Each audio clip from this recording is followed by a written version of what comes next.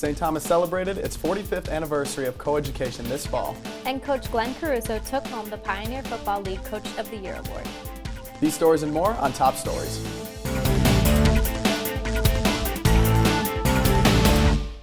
Hello and thank you for joining us today on Top Stories. I'm Derek Badger. And I'm Rori West. In this show, we will be giving you a rundown of TommieMedia's top stories for the fall 2022 semester. St. Thomas Athletics announced in October its plans for a new on-campus home for men's and women's hockey. Vice President and Director of Athletics, Phil Eston, said South Campus would likely be the new home of the hockey arena. St. Thomas Junior Riley Fitzgerald, who attends games at the current off-campus arena, welcomes not driving to games.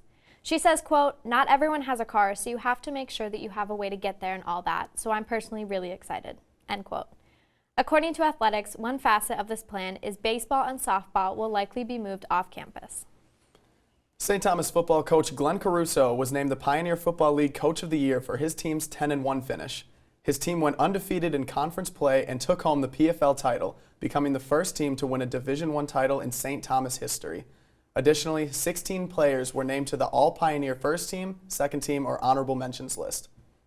This fall, St. Thomas reached its 45th anniversary of coeducation, first allowing female students in fall of 1977.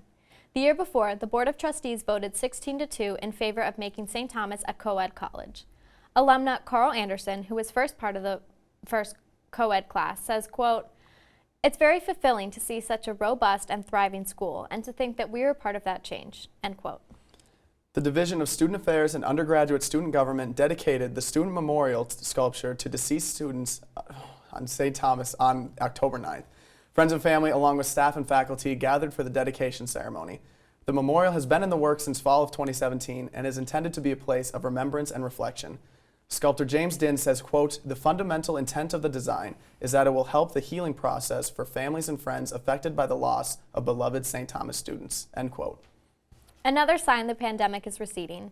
Stack's Cafe reopened for business just before fall classes began. Executive Director of Dining Services, Stephen Griffin, says Stack's has been creating many positive experiences between students and staff. Griffin adds, Dining Services also has a timeline for reopening Scooters, saying it will, quote, "continue to depend on staffing and having enough cooks to be able to open it and keep it open," end quote. Local band Scalise has begun promoting its second album after a 2-year hiatus. Scalise released a handful of singles and has recently played shows in the Twin Cities area. The band features Rachel Scott, a 2022 St. Thomas alumna who plays bass and sings. Hailing from Apple Valley, the band is named after its high school band teacher, and all of the members have known each other since middle school. Those are TommieMedia's top stories. Check out these stories and more on TommieMedia.com. Don't forget to subscribe to our YouTube channel for the latest TommieMedia videos. With Derek Badger, I'm Rori West. Thanks for joining us on TommieMedia's Top Stories.